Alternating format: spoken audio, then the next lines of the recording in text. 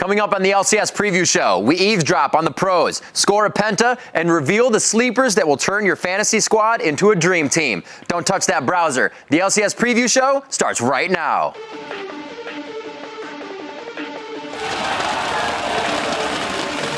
There we go, Cyanide will actually dive into the middle of the team, but he's gone wrong for him. He's going to go down to Genja. This is the win for Gambit. High turns it around. He's going to go for the triple. Woo! Triple kill for High. Super Hot Crew take down Gambit. Very strong team fights here for Super Hot Crew in this game. TSM is getting whittled down and running for solace on their own fountain. Smiles on the face of Dignitas, and they take down Team Solomid at 48-50. Shook in the middle of them, gonna try and kick Candy Panda back, does do that, they're gonna take him down. I think Alliance have done it. I think will be Alliance that break through and go top of the European LCS. What's up, everyone? I'm Rivington Bism III, and after 3 days of rest, relaxation, and rehydration, it's finally time to kick off Week 3 of the LCS Summer Split. You're looking good, Griv, and I am Joshua Jatt Leesman, and I've got the fantasy sleeper picks that will probably help your team to victory. I say probably because while our lures won't legally allow us to guarantee success, if you followed our advice last week and picked up Mimer and Selfie from our sleeper list, you probably won your fantasy matchup. It's not a brag if you're just talking about facts. That's right. It's something I'm willing to brag about is our new home on LOLesports.com. If you ever miss an episode of the LCS preview show, or you just want to be good guy support and share it with your friends, then head over to LOLesports.com. Yeah, there under the appropriately labeled preview show tab, you'll find VODs of our past shows. It's kind of like a nice place to see VODs. Absolutely. Now, let's turn our attention from ancient history to just last week, where the 8 European LCS teams all took to the Rift for 2 more games. Our first featured matchup is Thursday's El Clasico match between the 2 most famous EU LCS teams, Fnatic and Gambit. Yeah, this first game matchup started off in a nice Dragon Fit late first blood, and then Darian actually gets first blood, which is never a good sign if you're against Gambit. No, they're able to switch it around, taking him down on Jax, but that was kind of the story of the game. Neck and neck all the way through until Cyanide might have made a few mistakes. Yeah, he was trying to make a big play on Lee Sin here, but kicking back Darian is not the right guy to kick back. He actually went tank Jax, and it was trouble. And when you do one play, you want to try to make up for it, but sometimes you fall a little bit farther in. Yeah, this one is more just Gambit shutting him down. The Nami into the Lulu just completely screws over Cyanide, and this was a bad game for Fnatic and a great win for Gambit. It really was. It allowed Gambit to pick up the 4-0 here, and with this win, Gambit can be the one to tie Fnatic 2-3 in the middle of the LCS pack. Yeah, Nick there is now a full-time mid laner for Gambit as well. Absolutely. Millennium versus Alliance, the next highlight. A rising Millennium versus the super team right now. Yeah, and grouped up really early in the mid lane is Alliance. Kerp getting a little aggressive trying to stop that push. Ooh, just when the Lee syndrome is the right medicine. That's all you need. Out through the side as well, and Shook continues to make plays. Yep, along with Nif, the hooks he's able to bring in really escalate the team into a victory position. That would have been a nice insec if they didn't just instantly kill him. Seeing more coming from Nif. He kind of plays the role of, I'm totally out of position. But really, the team's getting Baron. And amazingly, 25 minutes in, that was Alliance's first casualty. The lead they'd built before that allowed them to secure the Baron, and it was an easy win for Alliance over Millennium. Alliance proves they're the super team, and they're ready to keep going. Alliance versus SK to come up. Really such a big matchup here, and a brawl early on in lane. And Rada gets hooked. It's not very good to be given Tabs the early lead. No, and it tries to continue right here. Tabs going up against Candy Panda, but Twitch actually turns it around, gets a few Ghost Blade crits. That's right. Candy Panda knows, he understands the limits of that Twitch at this part of the game. You can see the confidence coming into the play. All these turns really just led to a great game as Alliance continues to play strong.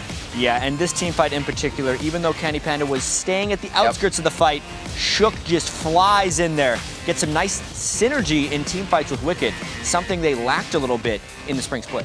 And just watching Alliance in these fights shows their strength. Wicked happy there. They're ready to come away with the win. 5-1 Alliance, the loss to SK's 4-2. Yeah. Gambit versus Super Hot Crew, our next highlighted game. Both of these teams, something to prove with their new roster changes. Yeah, and Diamond, not a roster change, but makes a bit of an error here trying to chase down a Mundo with no sight on the upcoming Lee Sin. He gets taken down pretty early. Super hot crew in a big lead. And that one heated up Gambit a little bit. They went 4 strong at this bottom lane. And when it looks wrong, don't worry, we got Nick coming in from the mid lane with the save. And I also love Edward's support Gragas. Even though he was mainly just baiting there, he is so hard to kill, brings so much utility, and he's continuing to try to innovate on that champion, even if Gambit's not finding great success. A little bit of a turnaround as Super Hot Crew tried to grab some ground on that one, but the name right now, We Will Failure for Super Hot Crew, really able to make some plays and help out Raleigh as his AD. Big time hook on a Nick there, really sealed the deal. And he's tall. He's a tall AD carry. With their win over Gambit, the Super Hot Crew finds themselves tied for second in the league. Not too shabby. Yeah. With 21% of the summer split already behind us, let's take a look at how the race for first place is shaping up. Thanks to a perfect week 2, Alliance is now sitting alone at the head of the table, while SK Gaming falls back to second place, where they're tied with the Super Hot Crew. Now, to help us navigate through the European LCS, I'd like to welcome a man who dances like Jabba and shoots like a stormtrooper, Trevor Quickshot Henry. That's probably the best introduction I've ever had, Riv. But I got better moves than Jabba. And also, my aim is pretty good because Alliance are still sitting at the top of the table. True enough. All right, I'll give you that one. So Alliance has been killing it, but so did every European team last Friday. During Friday's 4 LCS games, Trevor, the 8 European teams racked up 124 kills, the highest total ever for a standard 4-game day. Why was everyone so bloodthirsty? So I've gone out of my way to talk to the pros and figure it out, and they've all said to me they were just venting their frustration because they were tired and stressed out and mentally drained from all of their rotations. No, but seriously, the reason there were so many kills, we had 4 games of straight-up lanes. Teams were just going for ganks, they were going for dragon fights, we had 20-minute farming sessions that led to really explosive team fights, and it reminded me of Season 2 or a Season 3 play style. You've mentioned it already, 124 kills for the day, it averages 31 per game. You contrast that to a regular league day, we only have 96 kills or 24 per game. So it ended up giving us really dramatic, really exciting games to watch. In particular, Woolite and Airwax from the Copenhagen Wolves, they each racked up 11 kills apiece. It helped them take down Rocket, and it was because of those two that we actually broke that most kills in one day record. They were the last game of the day, and they just went ham, and it was super exciting to watch. All right, now quick shot. The team that gave up the least kills last Friday is the newest team with a seat near the head of the table, the Super Hot Crew. What's been the biggest difference between the crew that started the spring with a 1 win and 5 losses and this summer's iteration of Super Hot Crew? So the thing is, it's not one thing, Riv. The whole team is really stepping up. The roster swaps are finally paying dividends. Remember, they swapped Selfie out at the beginning of end of last split. They got We Will Fail at the beginning now. And every aspect of their team play is getting better. Their picks and bans, their laning strategy, their individual play. Selfie in particular, he's really turned a leaf. If you compare his spring to his summer performances, it's like night and day. His champion pool is better. His ability to play mid to late game is better. And just everything about Selfie is stepping up. The man on your screen right now, We Will Fail. He's looking to create objectives. He's finding picks. He's finding objectives. We're also hearing from some other teams that he's quite involved in the shot calling. So even he's leveling up the game. I just think every single aspect of the Super Hot Crew has been improving. And the one thing you've also got to remember, they've got an external analyst. They've got a dude looking at the game, looking at their macro strategy, and saying this is what you should be doing better. And it's showing proof. It's doing well. We need to see if they can keep it up for the entirety of the split. All right, quick shot. Thanks for taking the time. We'll see you next week. Yeah, the pleasure's mine. We'll see you then, Riv. All right, now I'd like to welcome the second half of our European duo lane to the show. How you doing, Shocks? I'm good, Riff. Thank you. And now, Shocks, we heard what Quickshot had to say about the Super Hot Crew's recent success. When you spoke to the crew, what did they credit for their fast start to this summer split? Well, Riv, when I talked to Impaler, he mentioned a multitude of reasons why the Super Hot Crew leveled up as a team. First off, as a group, they are feeling a lot more motivated and happy and are trying to stick to a tight schedule. Their new analyst, Nick, is working with them to improve their macro-level strategy and watch more replays, and they have implemented a new shot-calling system where Impaler and We Will Fail now take the reins. Impaler thinks they can still improve a lot as a team and that the quality of EU was lower than NA at the start of the split. He thinks the Super Hot Crew understands playing competitively defensively a lot better than before and hopes they can all improve together to stand a chance to represent Europe at Worlds. Now, Impaler also mentioned a new interesting take on how they should approach the games, and I quote, "We are practicing acting more like dragons instead of tigers. Dragons choose their fights and have an overall aim, whereas tigers just attack because they're hungry or whatever." Well, if they have dragons, they should also be able to protect the gold pretty well. All right, Shocks, I've got to say goodbye for now, but we'll see you in just about 15 minutes for the start of the European LCS. See you in a bit, Riv. All right, so week 3 of the European LCS kicks off with 4 games today. First up, Alliance and Roccat blast onto the Rift with SK Gaming and Millennium up second. The third game features Super Hot Crew's Dragon style, taking on Fnatic with the Wolves and Gambit rounding out the day. Then Friday, day 2 starts with Gambit taking on SK Gaming, while the battle between the Super Hot Crew and Alliance looks like a possible fight for first place. Now, we need to shift our attention for a moment to the Challenger Series, where on Monday, former LCS pros NukeDuck and Mithy were suspended from the League Championship Series and the Challenger Series throughout the end of 2014. The suspension stems from, quote, tendencies to engage in verbal abuse and otherwise offensive behavior. And in Mithy's case, his tendency to engage in racial insults was also included in the ruling. About 3 hours after the suspensions were handed out by Riot, the Ninjas in Pajamas announced that they were releasing NukeDuck and Mithy from the Challenger team, a team the 2 former members of the Lemon Dogs joined shortly after the Season 3 World Championships. The newest member of the Ninjas, Alex Each, released his own statement shortly after hearing the suspension and NIP's subsequent release of NukeDuck and Mithy. In it, he said, "I did know the risk of playing with NukeDuck and Mithy, and having them banned now, yeah, it's sad, but I guess we'll be fine." He continued to say that, "I guess I agree on the bans, but the timing isn't really the best one for the team. Now we got only around 10 days to prepare for the next Coke match. But I won't give up. There are worse things happening in life." Alex Each and the new Ninjas in Pajamas will take on Ocelot and Gamers 2 Thursday, June 12th in the semifinal round of the European Challenger Series. All right, guys, if you are like our production staff here at the LCS Preview Show, one of the best additions to the LCS this summer, besides Bubba Dub's stash, of course, has been the LCS Fantasy. And now to walk us through the fantasy studs, duds, and sleeper picks for the week 3, let's send it over to Jat. Thanks, Riv. And first I want to recap a little bit of fantasy from last week just to see who had the games. And actually, for the second week in a row, the top players in fantasy weren't the #1 picks in anybody's fantasy league draft. Some big playmakers in this last week was Team Dignitas as a whole. 42 points was the most by any team. And it came against TSM and LMQ, which is incredibly impressive. Cowtard as well. More points than any other mid laner. But the impressive thing, he was only started in 2.9% of the leagues. The odd one, by comparison, was started in 2.6% of the leagues. And the third stud, of course, is Selfie. He was one of our sleeper picks here on the LCS Preview Show. Second most points amongst LCS mid laners. And he actually was started in 14% of the leagues. So you got to be listening to the sleeper picks a little bit better. On the dud side, however, it's pretty much all of Team Solomid. The first pick in most fantasy leagues was Bjergsen, only scored 13 points. That's not what you want when you pick him first. Joining Bjergsen on that list was amazing at 4.61 points, or, as some would like to say, 4.61 points more than the odd one, which was not too great in week 2. And TSM's Glebe, no, this is not a typo. That is negative 0.26 points scored with a projected 26 points, so well below the only player to score a negative for the overall week.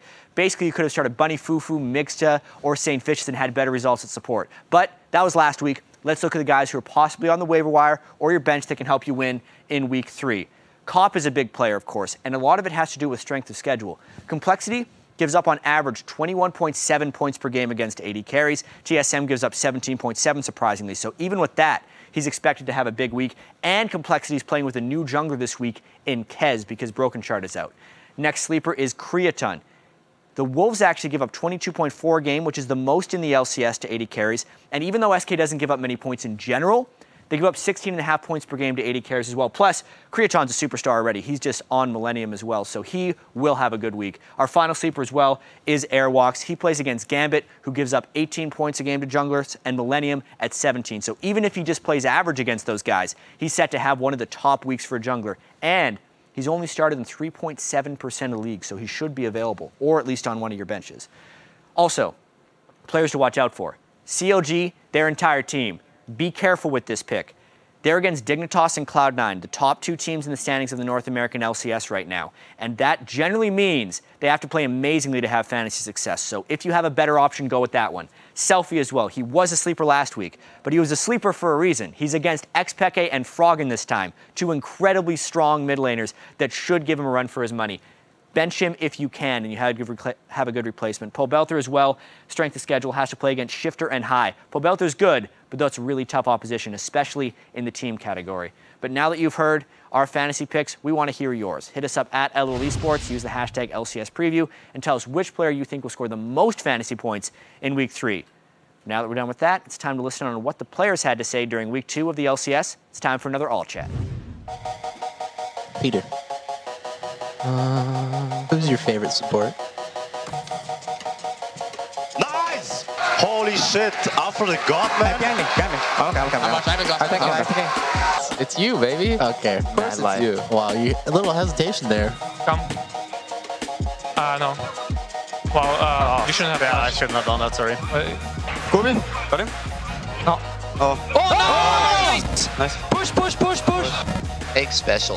What's up? Was TSM funny in the pre-chat?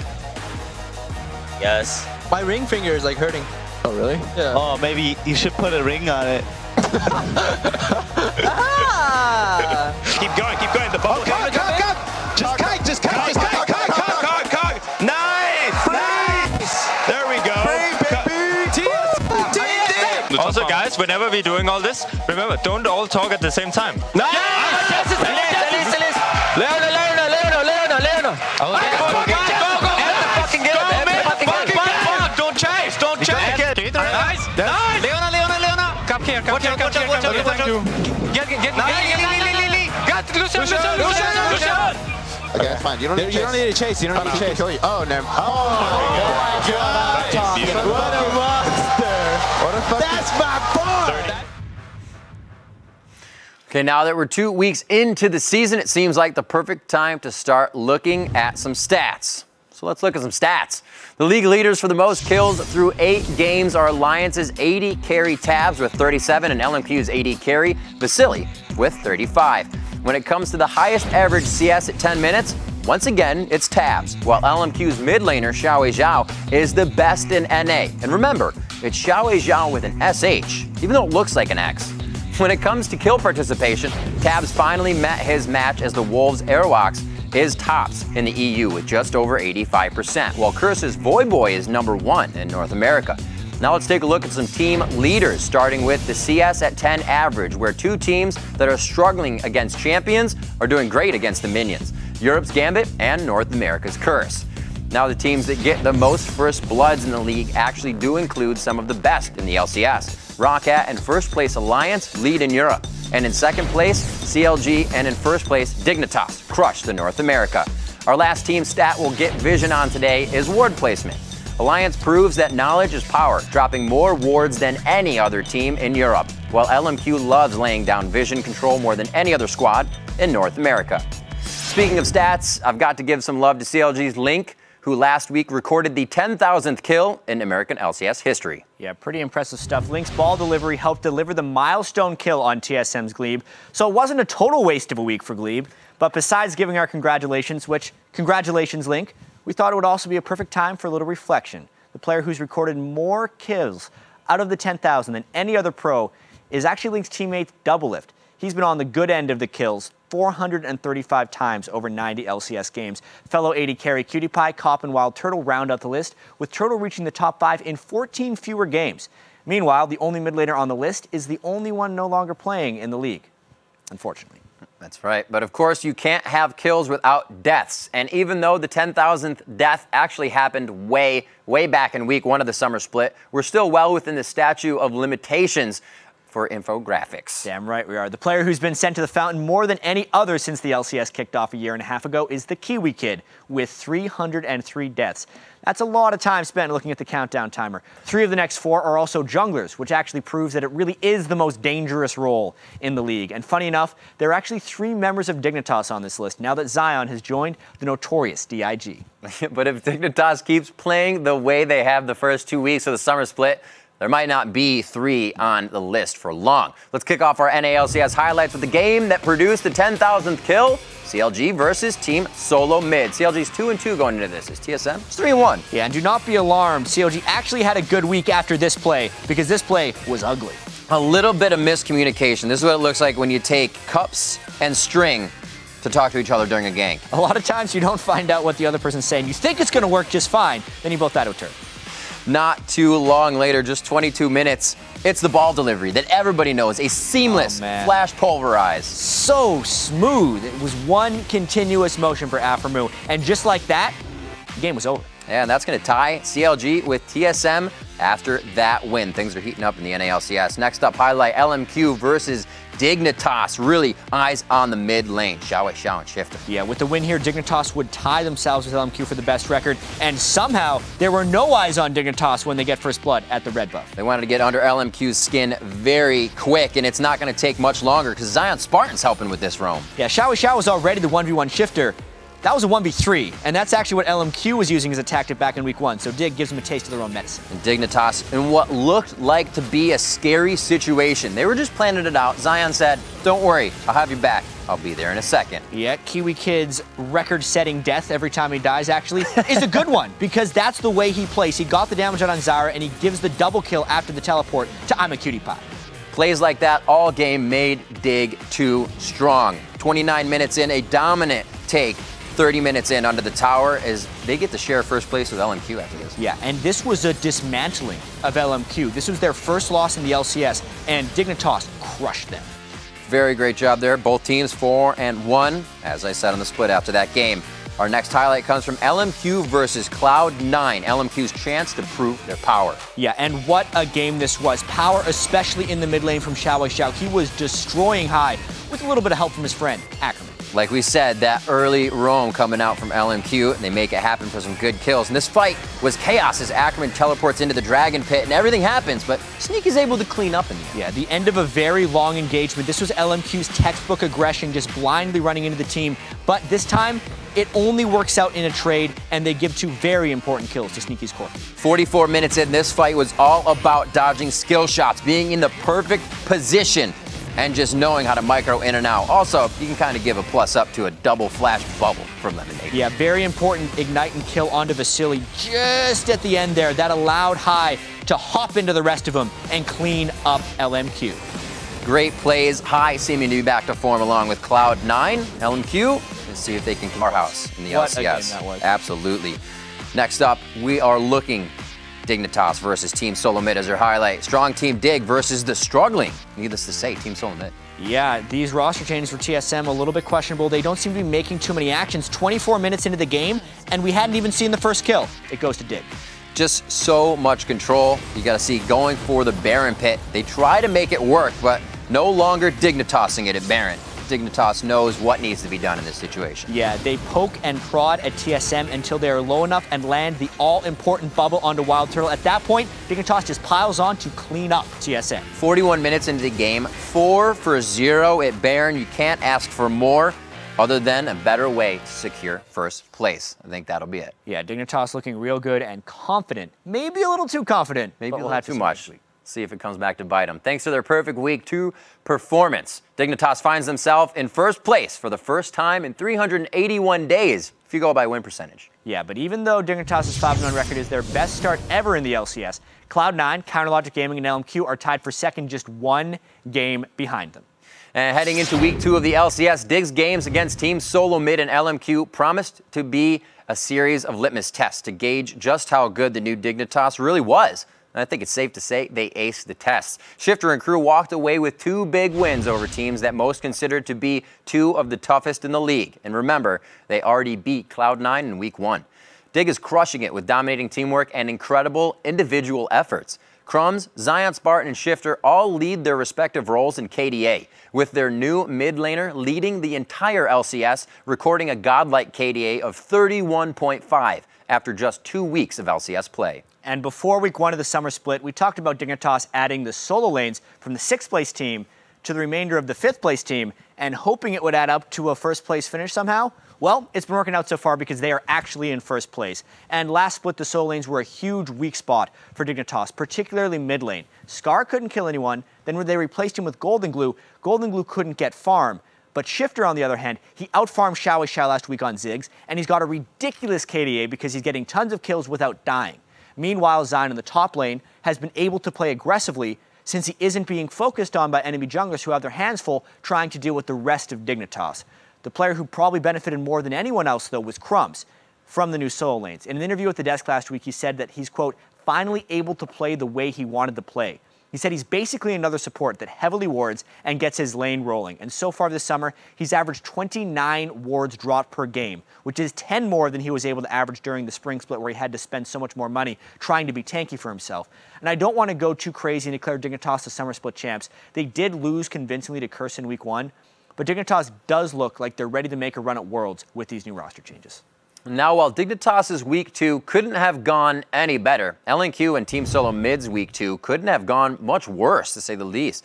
After the first week of the season, TSM and LMQ were at the top of the standings. Despite some struggles, Team Solo Mid finished the week at 3-1, tied for second place, while LMQ looked like they were ready to destroy the NA LCS.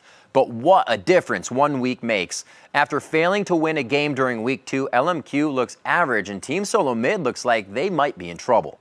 And we knew heading into the summer that Team Solo Mid might have some growing pains with new players, and 2 of them, and they actually have had some struggles. To be fair, TSM is doing fine during the laning phase. Their average CS at 10 minutes is almost the same, and they've only taken 1 less Dragon over their 3-3 summer start than they did during their 5-1 spring start.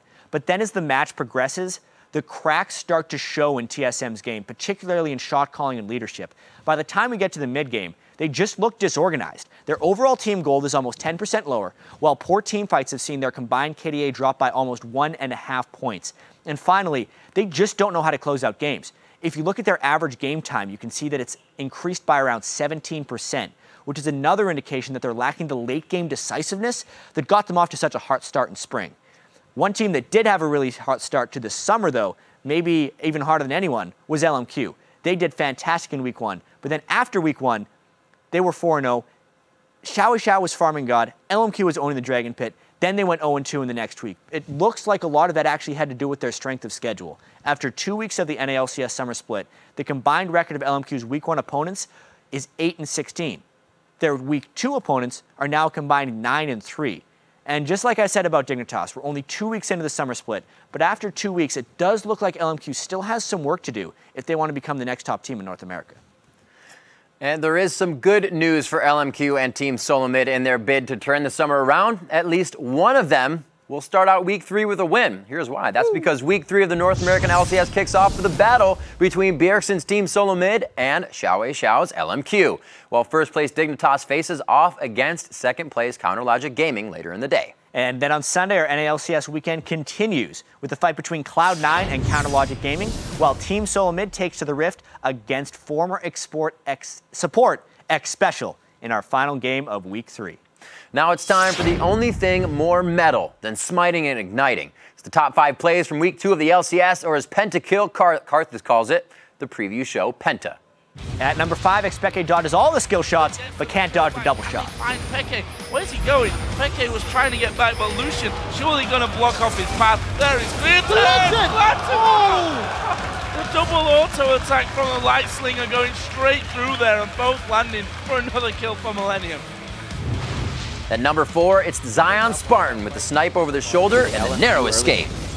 Yeah, they're hitting level 6 breakpoints a little bit earlier as well. Can he land? Oh, over the shoulder. That was a no-look. Rapidly firing that stuff up, and now Xiao is pulling off some roam of his own. 8 seconds. Which run? He's got to guess. Door number 2. Door number 2. No good. Oh, no, wait. Wow, he got out alive. Would you believe it? Man. At number 3, Shook shakes things up for Kurt in the mid lane. We talked about the lack of wave clear from LeBlanc. From Trundle, of course, he can't jump in with distortion. That's why Alliance can now push this tower. Well, if he does jump in, he could get flayed straight away. Oh, there it is. If it just used it, there's the death sentence, hooks him in! And Shock follows straight through with a Sonic Wave. Nicely done. Coming in at number 2, Lemonation's Double Bubble became Double Trouble for LMQ as High picks up the triple kill. C9 from the backside. They were just on the front side. What is happening in this fight? High turns it around. Again. He's going to go for the triple. Woo! Triple kill for High. So Lemon thankfully kills Vasily, and that lets me kill everyone else. If Vasily didn't die there, we probably would have lost that fight. Thank God for Lemon. And the #1 play of the week is brought to you by CLG's Ball Delivery Cow. Initiation burst onto Afro. The one that heals. Not going to be that effective. Yeah. Oh! There it is! The ball delivery system. There it is. They get it there by 10 a.m. guaranteed. Everybody knew what was coming. Everybody saw the clip flash away. Afterloo and Link once again pulling off the combo.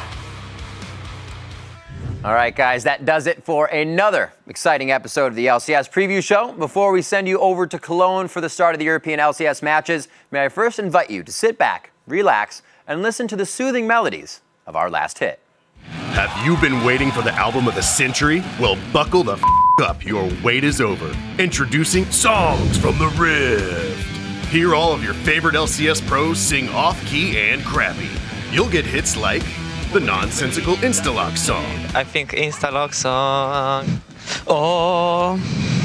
Over the Rainbow with compromised lyrics.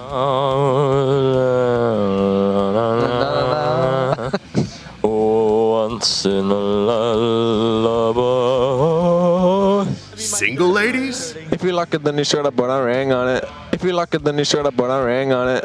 Trollolo.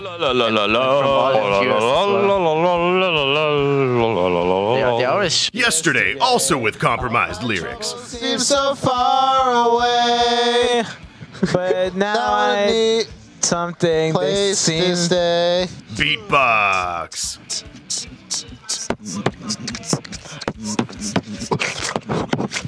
Do you want to build a snowman? Here we are. Do you wanna build a snowman?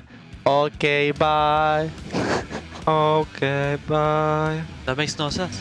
And much, much more. Hold Me Closer, Phantom Dancer. Let It Go. They banned all my champions. Using my active. Best game of my life. These boots were made for killing. Songs from the Rift. Call now for your free copy. That's right, free. We can't even give this crap away.